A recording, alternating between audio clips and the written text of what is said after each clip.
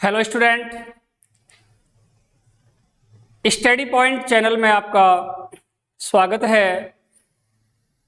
प्रिय विद्यार्थियों, हम कक्षा 9th में जीवन की मौलिक इकाई नामक अध्याय का अध्ययन कर रहे हैं। मैंने आपको इसमें बताया कि सन 1665 ईस्वी में रॉबर्ट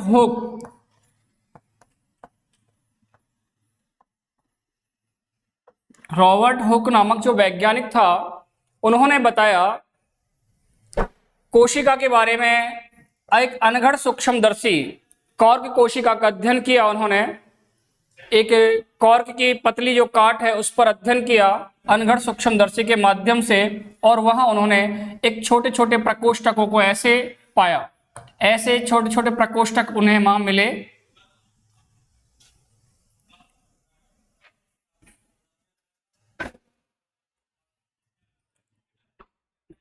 इस तरह से उन्होंने वहां पर छोटे छोटे जो प्रकोष्ठक थे वो ऐसे वहां पर उन्हें मिले। इन प्रकोष्ठकों को ये देखने में मधुमक्खी के छत्ते के समान थे। इन प्रकोष्ठकों को रॉबर्ट जो हुक था उन्होंने सेल नाम दिया। क्या नाम देता है वो? सेल नाम दिया, जो एक लैटिन भाषा का शब्द है जिसका अर्थ होता है छोटा कमरा। इसके बाद मैंने आपको बताया 1674 ईस्वी में, सन 1674 ईस्वी में वैज्ञानिक थे ल्यूवेनहॉक।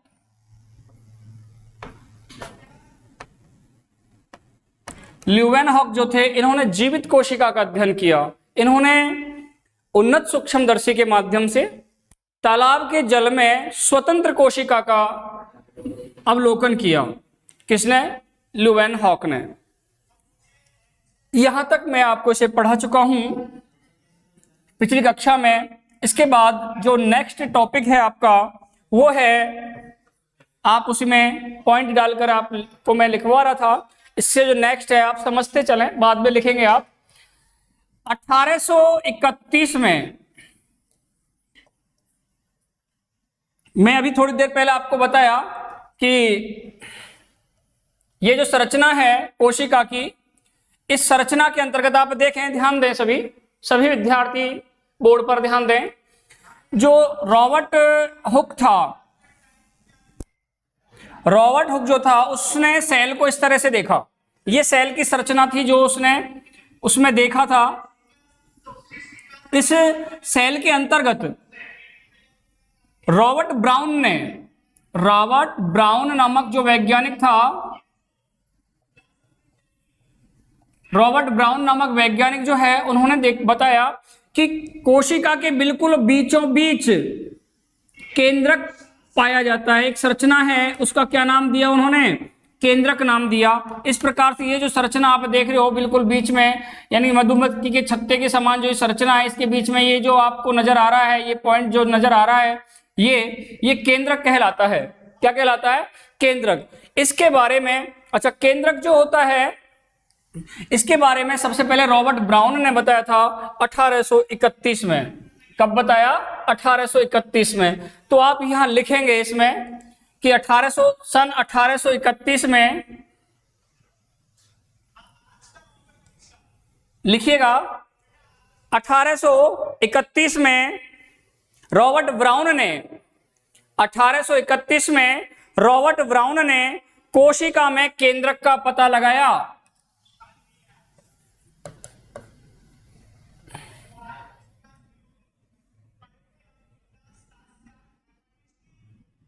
अठारह सौ इकतीस में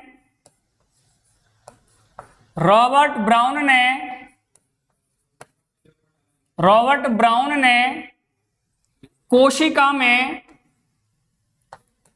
कोशिका में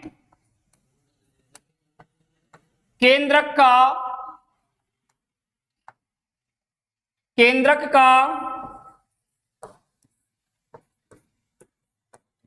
पता लगाया। केंद्रक का पता लगाया कि कोशिका के बीच में क्या पाया जाता है? केंद्रक पाया जाता है। किसने बताया? रॉबर्ट ब्राउन ने। इसके बाद ध्यान दीजिएगा, आप लिखे नहीं, पहले समझें। यह है 1839 की बात। 31 में रॉबर्ट ब्राउन ने कोशिका में केंद्रक खोज लिया। इस तरह की संरचना थी, अभी आपने देखा इसे। इसके बिल्कुल बीचों बीच हमने इसको क्या नाम दिया था? रॉबर्ट ब्राउन ने इसको क्या नाम दिया? केंद्रक नाम दिया। अब 1839 में एक वैज्ञानिक थे जेई पुरकिंजे। एक वैज्ञानिक थे जेई पुरकिंजे।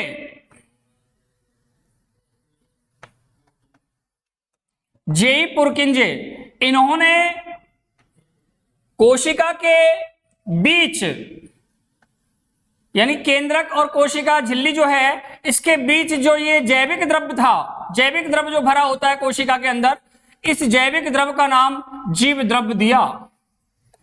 क्या नाम दिया? जीव द्रव्य। इसे जीव द्रव्य नाम देने वाले थे जेई पुरकिंजे। और ये बात है 1839 में। क्या बताया? कोशिका में स्थित जो तरल जैविक पदार्थ है, कोशिका में स्थित जो तरल जैविक पदार्थ है, इस जैविक पदार्थ को, ये जो इसके अंदर जो जैविक पदार्थ भरा हुआ है, इस जैविक पदार्थ का नाम जेई पुरकिंजे ने क्या बताया? ये तरल जैविक पदार्थ है, तरल जैविक पदार्थ, इसका नाम क्या बताया उन्होंने? जीव द्रव्य। ये बात है 1839 की जेई पुरकिंजे के द्वारा। तो आप यहां ऐसे स्टार लगाएं और लिखें सन 1839 में, सन 1839 में जेई पुरकिंजे। बुक में आपको हो सकता है पुरोकंजे लिखा मिले, एक ही बात है, इसमें ऐसा कोई हार्ड एंड फास्ट नहीं है। पुरकिंजे या पुरोकिंजे इंग्लिश शब्द हैं ये ऐसे ही कहीं किताबों में कुछ तो कहीं कुछ इस तरह के मिलते हैं। 1839 में जेई पुरकिंजे ने कोशिका में स्थित तरल जैविक पदार्थ को, कोशिका में स्थित तरल जैविक पदार्थ को, कोशिका में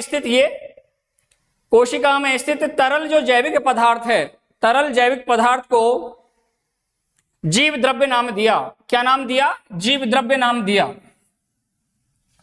तरल जैविक पदार्थ को जीव द्रव्य नाम दिया। तरल जैविक पदार्थ को जीव द्रव्य नाम दिया।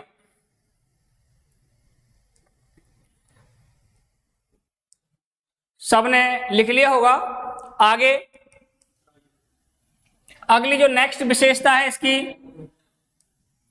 अगली जो नेक्स्ट विशेषता है देखिएगा। इसके बाद 1838 और 1839 में और 1839 में एम स्वीडन ने तो 1839 में, स्वीडन है ये,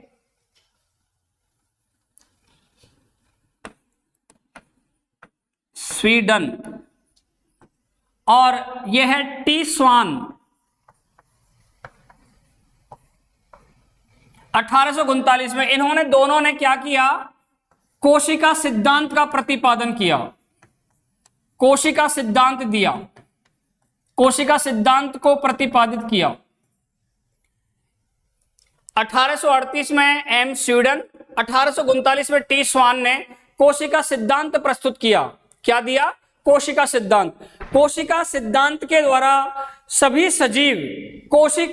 सजीवों का शरीर कोशिकाओं से मिलकर बना होता है। सभी सजीवों का जो शरीर होता है वो कोशिकाओं से मिलकर बना होता है। ये बताया गया था एम स्वीडन और टी स्वान के द्वारा, जो इन्होंने प्रतिपादित किया कोशिका सिद्धांत। तो आप लिखें इसमें स्टार लगाकर सन 1838 में एम स्वीडन, ऐसे लिखें बोर्ड पर जैसे मैंने लिख रखा है। सन 1838 में एम स्वीडन,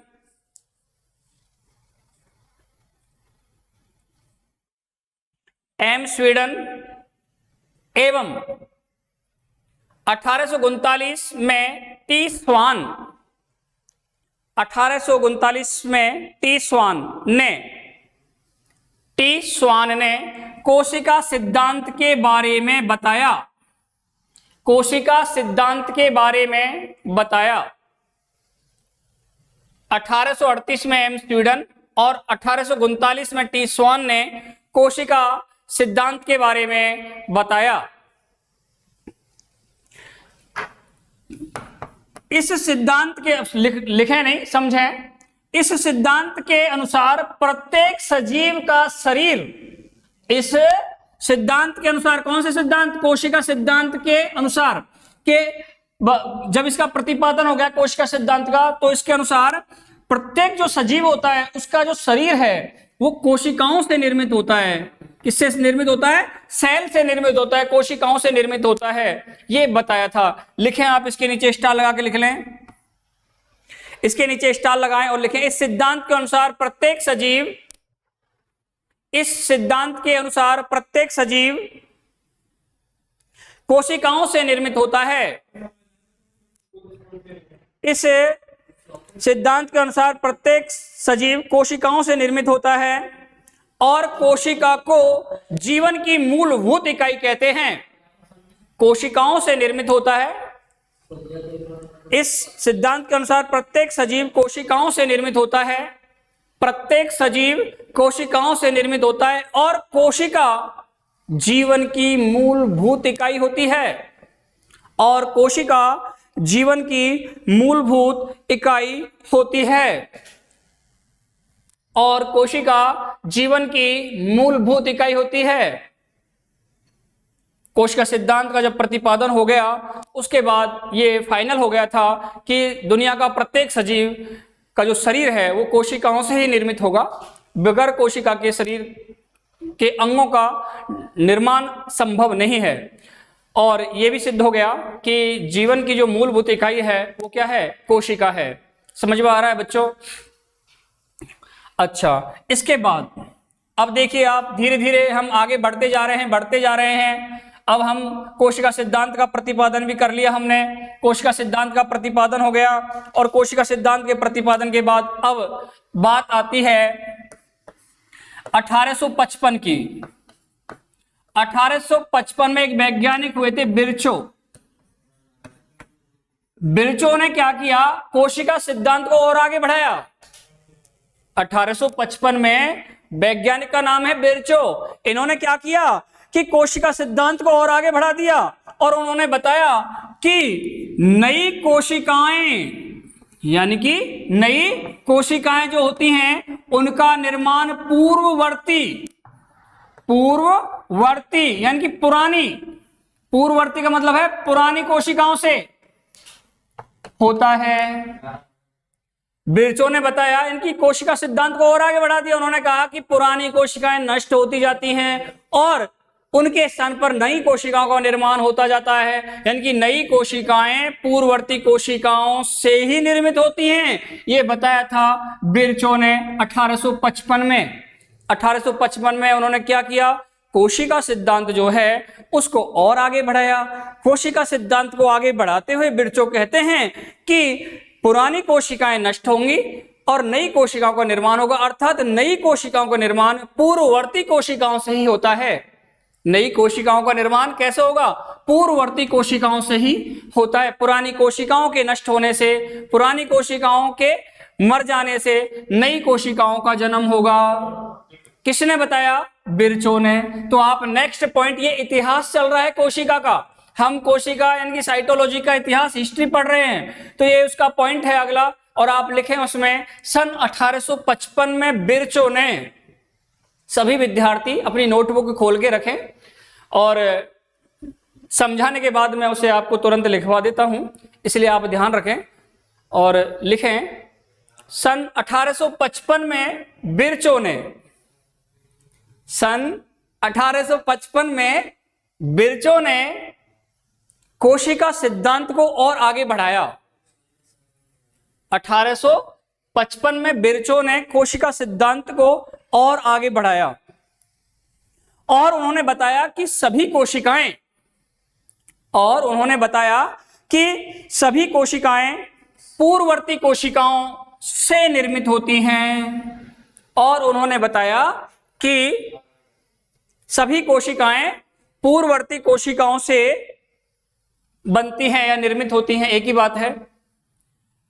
सभी कोशिकाएं पूर्ववर्ती कोशिकाओं से निर्मित होती हैं या बनती हैं। ये हिस्ट्री है आपके साइटोलॉजी यानी कोशिका के बारे में। इसके बाद सबने लिख लिया होगा यहां तक। बिरचो ने कोशिका सिद्धांत को आगे बढ़ाया। जब बिरचो ने कोशिका सिद्धांत को आगे बढ़ाया तो उन्होंने बताया कि सभी सजीवों में जो कोशिकाएं होती हैं उनका जब निर्माण होता है तो कहां से होगा? पुरानी कोशिकाओं से होता है। पुरानी कोशिकाएं नष्ट होंगी और नई कोशिकाओं का निर्माण होगा।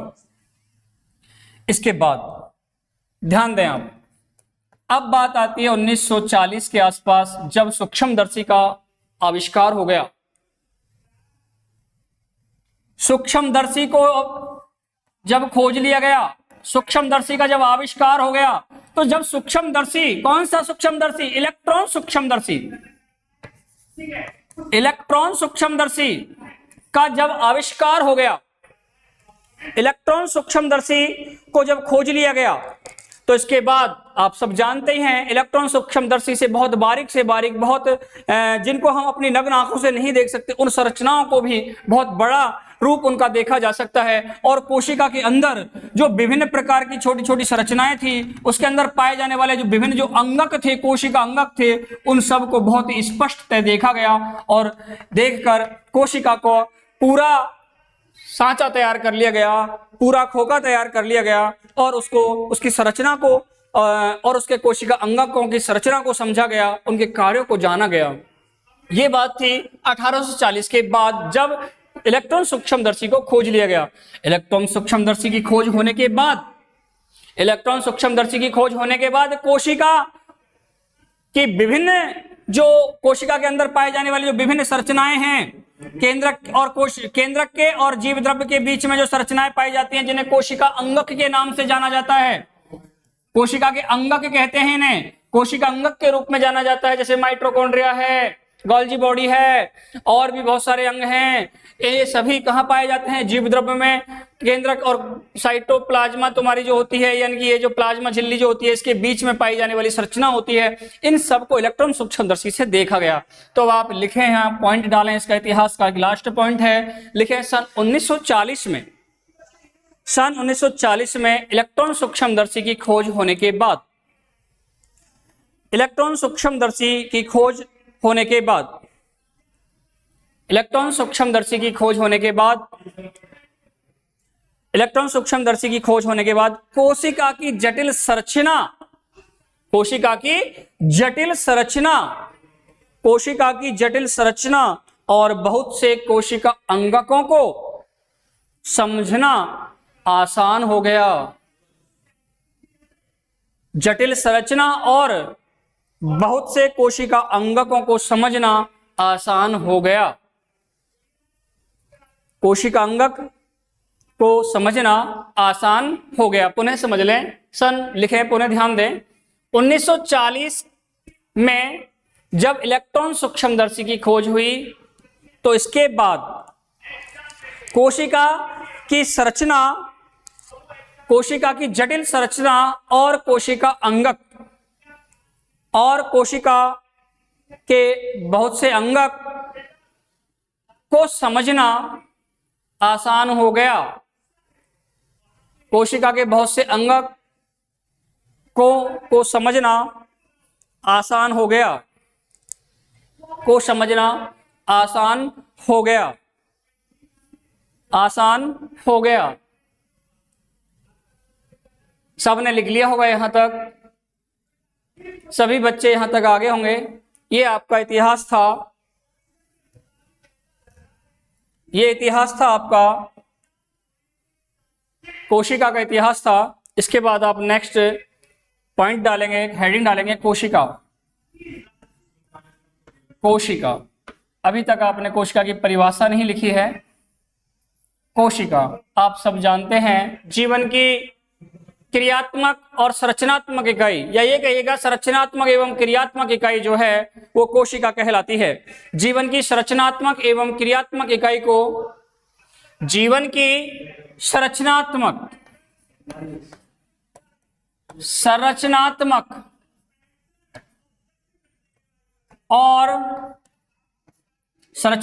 और क्रियात्मक इकाई को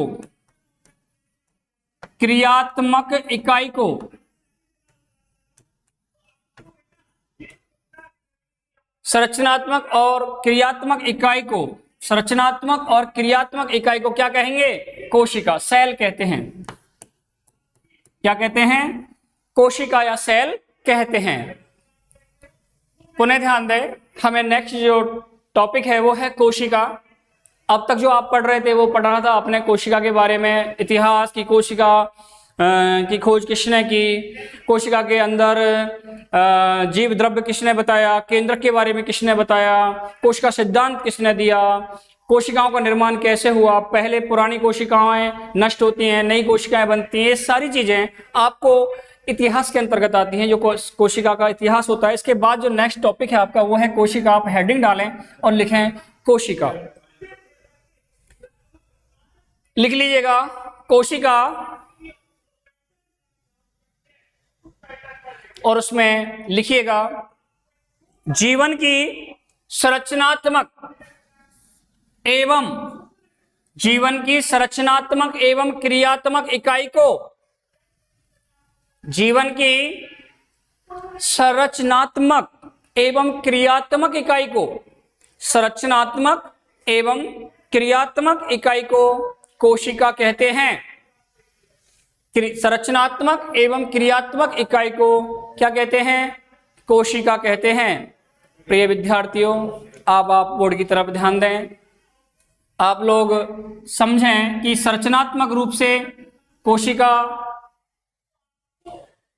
क्या है और क्रियात्मक रूप से कोशिका क्या है। यानी कि कोशिका को जीवन की संरचनात्मक इकाई तो क्यों कहते हैं और क्रियात्मक इकाई क्यों कहते हैं? तो ध्यान दें, पहले मैं संरचनात्मक के बारे में आपको बता रहा हूं कि कोशिका जो है वो जीवन की संरचनात्मक इकाई क्यों कहलाती है। जीवन की संरचनात्मक इकाई क्यों कहलाती है? देखिए बेटा, कोशिका जो होती है उसका विभाजन होगा, कोशिका का विभाजन होता है। विभाजन होकर आप सब जानते हैं कि जब कोशिका का विभाजन होगा तो ये क्या करती है? अपनी जैसी नई कोशिका का निर्माण करने की क्षमता रखती है। प्रत्येक कोशिका का जब विभाजन होता है तो विभाजन के बाद वह स्वयं अपने जैसी कोशिका बनाने की, उसका निर्माण करने की क्षमता रखती है। इसलिए इसे हम संरचनात्मक इकाई कहते हैं।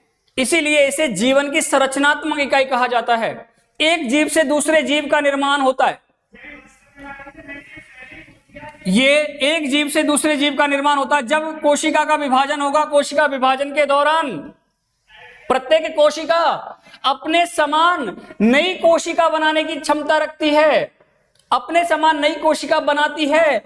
यही उसका संरचनात्मक इकाई का गुण है। इसीलिए कोशिका को जीवन की संरचनात्मक इकाई कहते हैं। इसीलिए कोशिका को क्या कहते हैं? जीवन की संरचनात्मक इकाई कहते हैं। यहां आप नोट डालें, एक मिनट इसको भी समझ लीजिएगा। पहले क्रियात्मक इकाई क्यों कहते हैं ये भी समझ लें, दोनों को एक साथ में लिखवा दूंगा। ये तो आपने परिभाषा तो लिख ली होगी कि जीवन की संरचनात्मक एवं क्रियात्मक इकाई को क्या कहते हैं? कोशिका कहते हैं। तो संरचनात्मक इकाई तो कैसे है कोशिका जीवन की, वो तो अभी मैंने बताया कि प्रत्येक कोशिका जो है वो अपने, जब उसका विभाजन होता है कोशिका का, तो विभाजन जब होगा तो वह अपने समान दूसरी कोशिका बनाने की क्षमता रखेगी, अपने समान दूसरी कोशिका बना लेती है। तो प्रत्येक कोशिका अपने समान जब दूसरी कोशिका बनाती है तो एक संरचना, एक निर्माण करती है, दूसरी कोशिका का निर्माण करती है। इसलिए यह गुण, यह विशेषता संरचनात्मक इकाई की ओर इंगित करता है। क्या कहेंगे हम इसे कि यह क्या करेगा? कोशिका क्या है? जीवन की संरचनात्मक इकाई है। कोशिका क्या है? जीवन की संरचनात्मक इकाई है। ठीक है, अब बात करते हैं क्रियात्मक इकाई की कि कोशिका जीवन की क्रियात्मक इकाई कैसे है। तो आप सभी जानते हैं, सभी बच्चे जानते हैं इस चीज को कि ये जीवन की क्रियात्मक इकाई क्या है, क्यों कहते हैं इसे। अब आप समझें, इसे समझ लीजिएगा आप कि इसे क्रियात्मक इकाई क्यों कहा जाएगा। देखो बेटा, आप सभी जानते हैं कोशिका होती है, कोशिका के बीच में केंद्रक होता है, केंद्रक और इसके यहाँ बीच में मैंने अभी बताया आपको क्या पाया जाता है, जीव द्रव्य पाया जाता है। क्या पाया जाता है? जीव द्रव्य पाया जाता है। जीव द्रव्य के अंदर यहाँ विभिन्न कोशिका अंगक पाए जाते हैं। क्या पाए जाते हैं? विभिन्न कोशिका अंगक पाए जाते हैं। ये जो कोशिका अंगक होते हैं, ये जो कोशिका अंगक होते हैं, ये अपना प्रत्येक कोशिका अंगक का अपना एक विशिष्ट कार्य होता है। प्रत्येक कोशिका अंगक एक विशिष्ट कार्य करता है। जैसे माइटोकॉन्ड्रिया की मैं बात करूं तो इसे कोशिका का शक्ति ग्रह कहते हैं। उसका कार्य, माइटोकॉन्ड्रिया की अगर मैं बात करूं तो माइटोकॉन्ड्रिया भी कोशिका का एक कोशिका अंग है।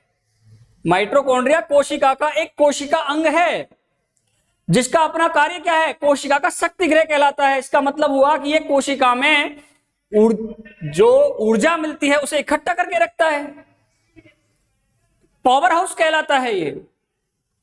इसी प्रकार प्रत्येक अंगक अपना अलग अलग कार्य करता है। प्रत्येक कोशिका अंग का एक विशिष्ट कार्य होता है जो क्या कहलाता है? उसकी क्रियात्मक इकाई को प्रदर्शित करता है। प्रत्येक कोशिका अंग अपना एक विशिष्ट कार्य दर्शाता है जो कोशिका को किस रूप में दर्शाता है, किस इकाई के रूप में दिखाता है? जीवन की क्रियात्मक इकाई के रूप में प्रदर्शित करता है। यानी कि कोशिका क्या हुई? जीवन की संरचनात्मक और क्रियात्मक इकाई। जीवन की संरचनात्मक और क्रियात्मक इकाई होती है। तो आप यहां नोट डालें और नोट डालकर पहला पॉइंट लिखें नोट में। सभी विद्यार्थी अपनी नोटबुक खोलें और अपनी नोटबुक खोलकर आप उसमें लिखें, ऐसे नोट डालना है, NOTE नोट, और ऐसे तीर का चिन्ह लगाएं अंडरलाइन करके, और उसमें पहला पॉइंट डालकर आपको लिखना है कोशिका को जीवन की संरचनात्मक इकाई इसलिए कहा जाता है। आपको दोनों चीजें क्लियर करनी है। यहां आपको दोनों चीजें क्लियर करनी है कि संरचनात्मक इकाई तो क्यों है कोशिका और क्रियात्मक इकाई क्यों है। रटना नहीं है विज्ञान को बेटा, हर पॉइंट पर डिस्कस करो, समझो उसे। मैं क्या कह रहा हूं, यहां पहले नोट डालें और उसमें पहला पॉइंट लिखेंगे आप, और पहले पॉइंट में आप लिखेंगे कोशिका को जीवन की संरचनात्मक इकाई इसलिए कहा जाता है। इसलिए कहा जाता है क्योंकि कोशिकाएं विभाजित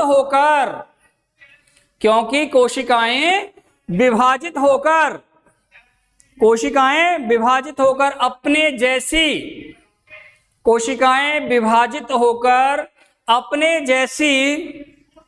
नई कोशिकाएं बनाती हैं। विभाजित होकर अपने जैसी नई कोशिकाएं बनाती हैं। अपने जैसी नई कोशिकाएं बनाती हैं जो जीवों के शरीर का निर्माण करती हैं। जो जीवों के शरीर का निर्माण करती हैं। जो जीवों के शरीर का निर्माण करती हैं।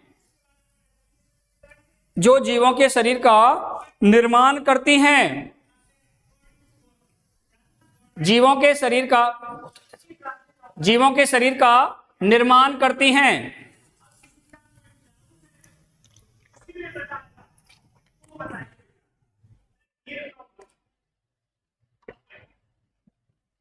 जो जीवों के शरीर का निर्माण करती हैं। ये तो संरचनात्मक इकाई हो गई कोशिका की। अब आप दूसरा पॉइंट ऐसे ही डालेंगे।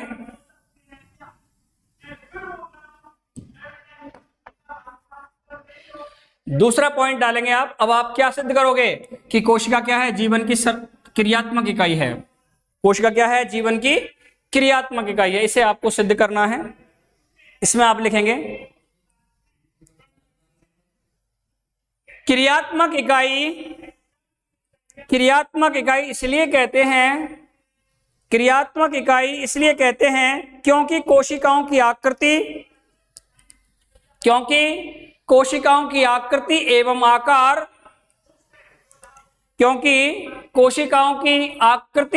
आकार सभी अपनी नोटबुक खोल के रखें और लिखते चलें, पीछे ना रहें। अब हम कौन से पॉइंट पे डिस्कस कर रहे हैं पता है?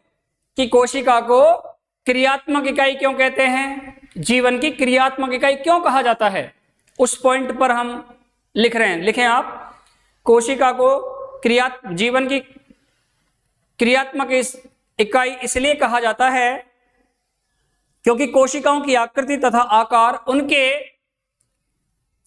आकृति एवं आकार उनके विशिष्ट कार्यों के अनुरूप होते हैं। उनके विशिष्ट कार्यों के अनुरूप होते हैं। आकार एवं आकृति उनके विशिष्ट कार्यों के अनुरूप होते हैं। उनके कार्यों के अनुरूप होते हैं। इसी में पॉइंट डालें, लिखें। प्रत्येक सजीव कोशिका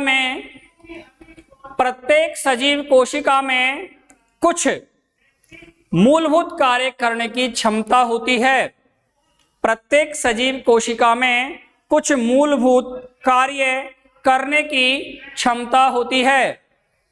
मूलभूत कार्य करने की क्षमता होती है जो कोशिका में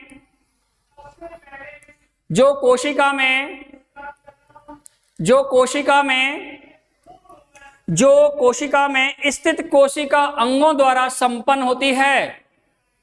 कोशिका में स्थित कोशिका अंगों द्वारा संपन्न होती है, क्योंकि कार्य कौन करेगा? कोशिका अंग ही तो करेगा। जो कोशिका में उपस्थित या कोशिका में स्थित कोशिका अंगों द्वारा संपन्न होते हैं। कोशिका अंगों द्वारा संपन्न होते हैं। प्रत्येक कोशिका अंग, आगे लिखें इसी में, प्रत्येक कोशिका अंग एक विशिष्ट कार्य करता है। प्रत्येक कोशिका अंग एक विशिष्ट कार्य करता है। एक विशिष्ट कार्य करता है। प्रत्येक कोशिका अंग एक विशिष्ट कार्य करता है। आप सबने यहां तक लिख लिया होगा। प्रत्येक कोशिका अंग एक विशिष्ट कार्य करता है।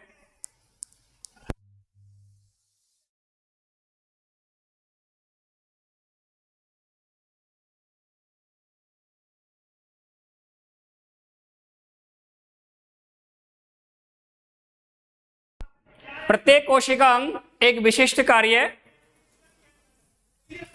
करता है। प्रिय विद्यार्थियों, आज के लिए इतना ही।